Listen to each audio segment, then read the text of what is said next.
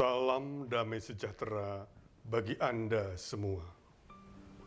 Berjumpa kembali dalam renungan harian Gereja-Gereja Kristen Jawa Klasis Semarang Timur. Saudara, ketika kita merasa rugi, tersingkir dan kalah, kita merasa cemas berkepanjangan. Kita sering merasakannya, terlebih dalam laju perubahan di tengah pandemi endemi saat-saat ini. Oleh karena itu, kita hendak mendengarkan firman Tuhan dari Kisah Para Rasul 19 ayat 23 sampai dengan 28. Kira-kira pada waktu itu timbul huru-hara besar mengenai jalan Tuhan. Sebab ada seorang bernama Demetrius, seorang tukang perak yang membuat kuil-kuilan Dewi Artemis dari perak. Usahanya itu mendatangkan penghasilan yang tidak sedikit bagi tukang-tukangnya.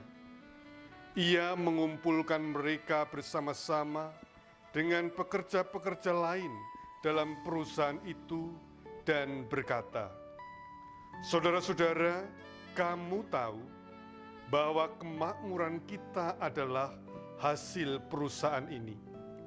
Sekarang kamu sendiri melihat dan mendengar bagaimana Paulus bukan saja di Efesus, tetapi juga hampir di seluruh Asia telah membujuk dan menyesatkan banyak orang dengan mengatakan bahwa apa yang dibuat oleh tangan manusia bukanlah dewa.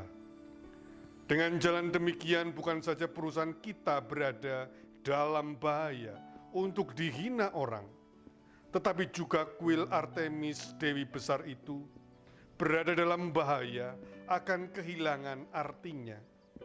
Dan Artemis sendiri, Artemis yang disembah oleh seluruh Asia dan seluruh dunia yang beradab, akan kehilangan kebesarannya." Mendengar itu, meluaplah amarah mereka, lalu mereka berteriak-teriak katanya, "Besarlah Artemis, Dewi orang Efesus." Demikianlah sabda Tuhan. Saudara-saudara yang dikasihi Tuhan, binatang akan melindungi diri mereka ketika terancam. Tawon dengan sengatnya, landak dengan durinya, kerbau dengan tanduknya, dan cumi-cumi dengan tintanya. Demikian juga manusia, bahkan dapat melakukan apa saja ketika hidupnya merasa terancam. Di Efesus, seorang pembuat patung perak bernama Demetrius merasa terancam, lalu kemudian ia memprovokasi massa dan membuat huru-hara besar. Ini dilakukannya karena ia merasa cemas, merasa bisnis pembuatan patung perak untuk kuil Dewi Artemisnya berantakan.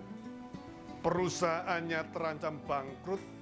Ini semua karena kehadiran para pengikut anggota jalan Tuhan yang menyatakan tidak percaya dan tidak perlu menyembah patung. Maka kepentingan ekonomi Demetrius yang berbalut dengan religi pun terancam bangkrut. Pada waktu itu, bersama dengan perkumpulan anggota jalan Tuhan, Paulus membawa kekristenan berkembang. Perkembangan ini ternyata dirasa menjadi ancaman, sehingga mendatangkan pula ancaman dari pihak lain. Jalan Tuhan adalah persekutuan yang beranggotakan laki-laki dan perempuan yang memberi diri seutuhnya dalam pekerjaan pelayanan gereja-gereja perdana waktu itu. Di satu sisi, Demetrius cemas karena ia tidak bisa lagi mengambil keuntungan seperti biasanya. Sementara di sisi yang lain, para pengikut jalan Tuhan justru sedang diliputi semangat militansi, yaitu semangat untuk memberikan diri sepenuhnya. Perubahan terus terjadi dalam peradaban manusia hingga kini. Kebudayaan dan teknologi patah tumbuh hilang berganti.